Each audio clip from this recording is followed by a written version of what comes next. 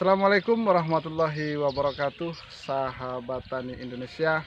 Hari ini saya berada di kebun cabai merah keriting ya. Kita akan menjelaskan beberapa penyakit.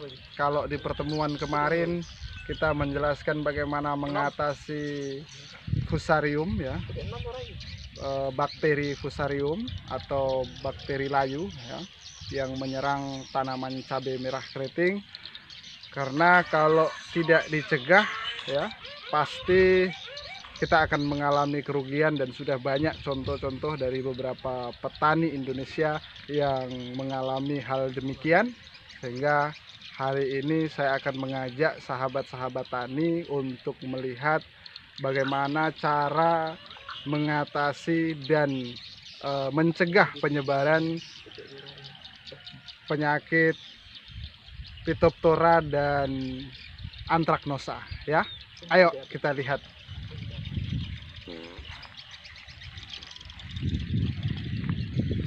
Oke, sahabat tani, ini ada pohon cabai ya. Dan ini kemarin sempat terserang Anthracnosa ya. Kalau Anthracnosa pasti menyerangnya di bagian buah seperti ini ya. Ini serangan bakteri atau jamur ya. Ini spora ini yang menyerang ya. Bakteri yang sudah berubah menjadi spora ya. Ya. Kemudian nanti saya perlihatkan contohnya juga yang terkena Phytophthora yang kena di batang ya. Jadi ini kita melakukan pencegahan ya dengan cara penyepraian dengan menggunakan fungisida seperti di video kemarin yang sahabat tani sudah lihat ya. Itu cara pencegahannya di waktu malam hari itu sangat efektif. Kenapa?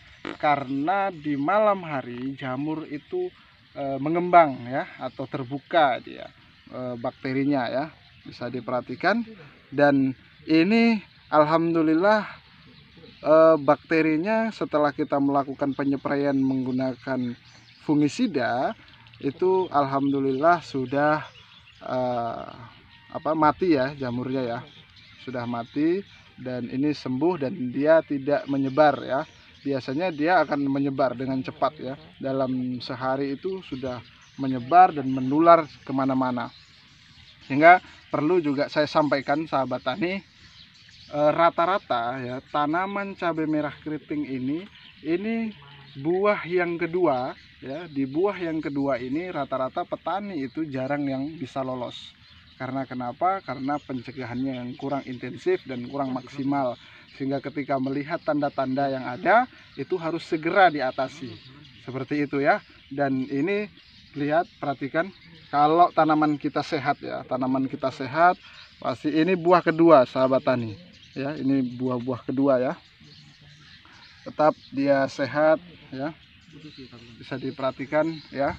Dan ini tidak terlalu banyak menggunakan pupuk ya, karena pupuk kimia. Kita menggunakan pupuk kimia itu hanya dengan pengocoran ya, dengan pencampuran pupuknya pun tidak banyak ya.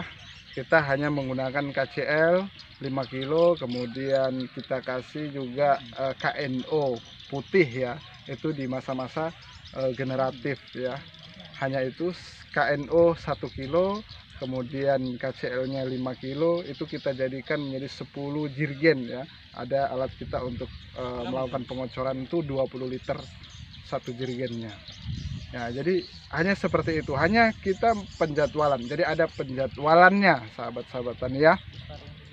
Penjadwalannya 15 hari sekali kita melakukan pengocoran. Tetapi ketika di musim pembungaan seperti ini, pengocoran harus dilakukan 10 hari sekali. Jadi dalam 1 bulan ya, fase 1 bulan itu kita lakukan pengocoran intens 10 hari sekali, walaupun dengan dosis yang rendah gitu pupuknya ya. Karena ibarat manusia, kalau kita kemampuan makannya hanya 1 piring ya, sekali makan, maka jangan dikasih 3 piring ya, pasti akan terbuang. Dan apalagi kalau kita tidak menggunakan mulsa, tidak mengatasi rumput yang ada, maka sisa pupuk tadi akan dimakan oleh rumput itu sendiri. Nah, sehingga penggunaan pupuk harus tepat ya. Oke, bisa dilihat yang lain lagi. Ini juga mulai terserang ya. Dan ini sudah kita obati ya. Ini ya. Ini sudah terserang, tapi dia berhenti, sudah tidak menular ke yang lain ya. Ini perhatikan, karena kita cepat mengatasinya ya.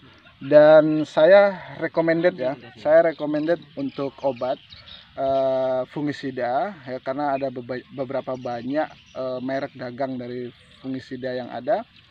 Yang jelas saya untuk mengobati ini saya menggunakan antrakol ya. Saya menggunakan antrakol dan dosisnya pun tidak banyak ya. Satu tangki 16 liter itu saya memberikan 1,5 sendok ya. Itu sudah banyak ya. Biasanya saya dalam perawatan itu hanya menggunakan 1 sendok antrakol ya. Oke, kemudian dalam perawatan bercak daun ya, ini daunnya hijau ya, alhamdulillah tidak ada bercak ya. Padahal seperti ini juga menyerang daun ya, daun ada bercak daunnya. Biasanya diawali dengan bercak daun, kemudian menular ke buah ya. Dalam perawatannya untuk ke depan saya menggunakan merek dagang Orondis ya, dari Syngenta ya. Itu nanti saya akan perlihatkan seperti apa Orondis itu sendiri. Dan Orondis itu bagus untuk menghilangkan bercak daun, atau kalau di tomat dia bisa mengatasi embun bulu juga ya. Oke, agar tanaman kita juga sehat ya, seperti ini. Ini buah kedua, alhamdulillah buahnya banyak ya. Dan beberapa juga baru keluar tunas-tunas baru ya. Bisa dilihat yang lain bisa keluar tunas baru dan bunga ya. Oke, seperti ini tanda tanaman kita sehat ya. Tanaman kita sehat, dan kita akan melihat bagaimana perkembangannya nanti. Dan pada intinya perawatan harus maksimal, dan kita harus mampu memahami berbagai penyakit yang ada. Beberapa penyakit yang kemudian menyerang itu harus kita segera atasi agar kita tidak mengalami kerugian yang besar. Tentu dalam bertani itu bukan hanya tenaga kita yang rugi, tetapi juga modal pun pasti kita mengalami kerugian jika kita tidak merawatnya secara intensif dari tanaman kita itu sendiri. Oke, sampai di sini dulu sahabat tani Indonesia.